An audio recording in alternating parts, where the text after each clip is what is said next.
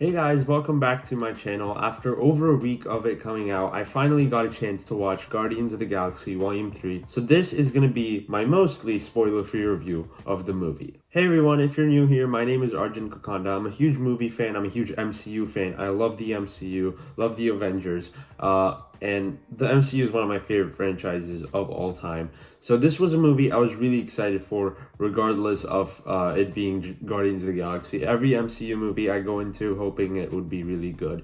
So this was no exception. I was really excited for this movie. But before I let you guys know what I thought about the movie, let me know down in the comments, what did you guys think of it? I know I'm late to the party. I know it's been over a week since it came out. So the way I'm going to structure this video is going to be a little bit different than my other ones. I'm mostly going to talk about it spoiler free. I'm going to give you my score and just my overall thoughts on the movie. And then at the end of the movie, at the end of the video, I'm going to go into some spoilers, some things that if you've seen the movie, you can watch that part of the video. If you've not, I'll give you a warning so that way you can head out and watch the rest of it later or something like that. So with that said, I'm going to get started talking about my thoughts on Guardians of the Galaxy Volume 3. Now this was a movie I went into with pretty high expectations because Phase 4 of the MCU to me was a huge disappointment, and Quantumania I thought was just one of the weakest MCU movies to ever come out. So this is a movie that had a lot on its shoulders. It had to be good, or else it would have been like a consecutive streak of like quite a few movies where the MCU just wasn't at its best. It was obviously one of my most anticipated movies of the year. It's directed by James Gunn, it's Guardians of the Galaxy, it's the MCU. So all those reasons put it up really high on my anticipated list. It was like, I'm pretty sure at number 4 at the beginning of the year. And I was just really excited for this movie. And the closer we got to it, the more, I guess, a little bit worried I was, because I was just really hoping that it would deliver on my expectations. And I know I'm late to the party, but I have to agree with everyone on this. It's a really great movie. Now, some of my expectations were maybe a little too high because a lot of people were saying it's like a top 3 Marvel movie of all time, one of the best MCU movies and stuff like that. I don't know if I'd go that far. It's definitely a great movie. It's probably in my top 10, but I wouldn't put it as high as like in my top 3. I think that's a bit much. But again, it's still a great movie, but I do think it's slightly overhyped from what some other people are saying. Now, the reason I think this movie works as well as it does is because of James Gunn and what he's able to accomplish with these characters. These characters throughout the MCU have just been some of the best and most likable characters in the MCU. They've always been people you can root for because they're all loners and they found family in each other. And that's the whole point of the Guardians of the Galaxy. That whole first movie is about finding family outside of your actual blood relationships. And I respected the fact that James Gunn was able to explore something so deep in a movie like that is so fun and vibrant.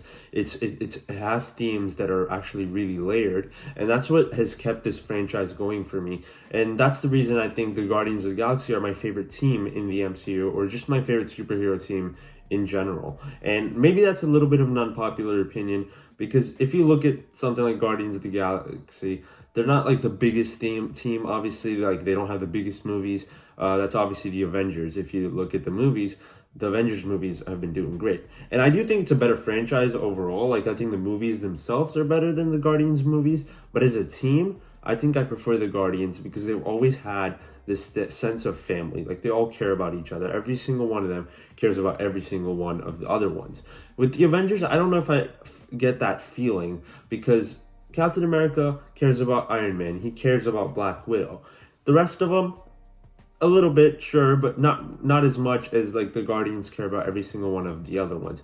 And you could say that about a lot of the other ones. Thor really likes Captain America. Like, they're really good friends. Thor really likes Hulk. The rest of them, he probably doesn't care as much about. So I think because of that, the Guardians work really well because they always have a sense of family. They always have a sense of a team. And this is a team that you can root for because every single one of them cares about every single one of the other ones. So if one person dies, even if they're not your favorite character is going to be affected in some way. So because of that, I think the movie does a really good job of building up tension, and the way it treats Rocket's character throughout the movie is very emotional, and I'm sure a lot of people teared up for it. I almost did. There was one scene in the movie it was a flashback, and it almost got to me. I did not cry. I don't think I cried. But I was pretty close because it was very emotional, like a lot of people said, and I almost got pushed off the edge. I was almost there. I think the scene was cut a little bit short. If the scene went on for like a minute or two, uh, I would have probably started crying. But yeah, it's a very emotional movie. It's a very dark movie. It's very mature in a sense because there's a lot of dark themes going on about like animal abuse and what humans do to animals. And obviously, our villain in this movie, the evolutionary, is experimenting on animals. And it's just as you see it happen. I'm not the biggest animal lover. I'm not the type of guy to usually be affected by that. But the way they showed it in the movie and how they incorporated it into Rocket as a character and how it showed you how he got to the point that he is now, I think that's what made it so personal. And that's what made us care so much about what's going on in this movie. It's not the fact that he was abusing all the animals. It was that even though that was bad on itself, we saw that through Rocket's eyes, through his perspective, and like because he's an animal himself, that I think affected us a lot more because the movie took that to the next level and showed that to us through the eyes of the characters. Now, obviously, on a technical level, I think this movie's fantastic. The CGI is insane. The CGI in the MCU recently, especially like when you look at Ant-Man and the Wasp: Quantumania, it's been really weak. But in this movie, I thought it was fantastic. All the visual effects are really good. Everything looks realistic. I think the costume design and on a technical level, all the stuff in the movie is really good. Cinematography is fantastic. There's one action scene near the end of the movie where I was just so amazed by how it was shot. And the action in general, the movie is serviceable. It's like good enough. It's fine. It didn't blow me away for the most part. But until in that scene that I'm talking about, it's like a hallway fight. It is. I don't know if I don't know if it's the best action scene in the MCU, because when you look at movies like Shang-Chi and Captain America: The Winter Soldier, there's some really good ones in there, and like obviously the big battles. But I'm talking about just talking plain straight up action scenes. I think this is one of the best ones. I don't know if I'd say if it is the best with movies like Shang-Chi and Winter Soldier, but it's definitely up there because it's just shot so well on a cinematography level. It's great. It's choreographed really well too. There's some thought put into it, and it's a hallway scene, so it's always just really cool to watch those. And every single character gets a moment to shine. So I really like that scene as a whole. It was just really well done. Also, the soundtrack for the movie is really good and really memorable. I'm sure a lot of people have been talking about it, but it's a very memorable soundtrack. I don't know if it's the best one. I do like the soundtracks of the first two Guardians movies too. I don't know which one I prefer necessarily, but all three movies have a really good soundtrack, and this one is no different. It's really good, and it's really awesome. And I'm sure I'm going to be playing that at some point, just listening to it, because it was really good. And throughout the movie, there's some standout moments where certain songs are playing, and it just fits so well with the scene. I really loved the soundtrack. And I think in a sense, the reason this movie worked as well for me is that it didn't feel like it was constrained by the MCU. It did not feel like it was connected to a larger universe. I'm sure it does have effects on the future of the MCU. I'm sure it has some minor effects, and you do see something that happens to the team, as the Guardians team as a whole, that is affected, that is changed. But in the grand scheme of things, it's a self-contained story, and I like the fact that it was a self-contained story. It reminded me of the old days of the MCU, where everything was connected, but at the same time, each story had its own narrative built into it, and that's the narrative that we're following. And that's the same thing with this movie. It's its own self-contained story that also has ties to the rest of the MCU, but mostly it's just trying to tell its own story and has its own DNA to it, with James Gunn's style all over this film. It is kind of dark. It's not for everyone.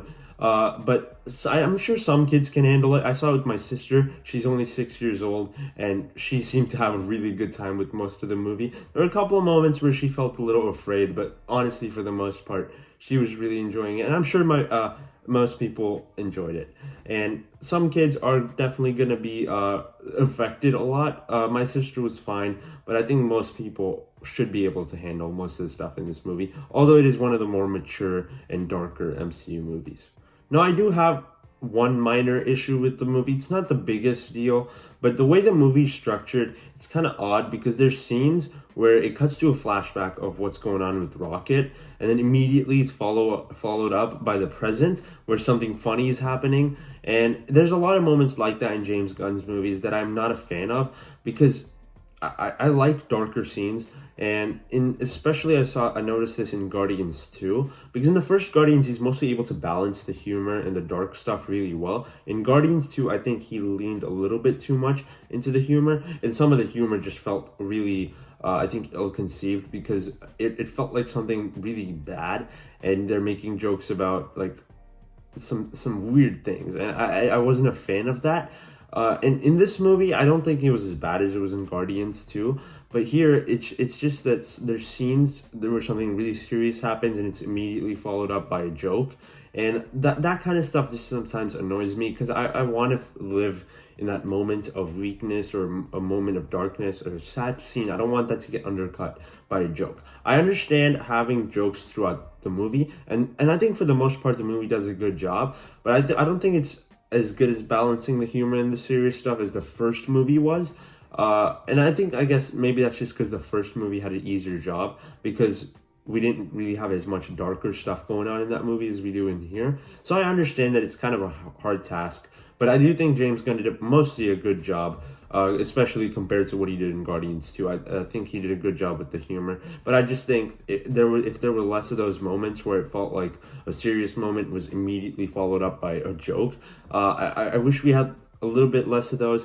But for the most part, it didn't bother me too much. I think for the most part, he was able to balance it better and get to a point where I can forgive it. It's not the biggest of issues, but I do think it could have been slightly better in some ways. But really, that's the only issue I have. Nothing else in this movie really felt like an issue to me.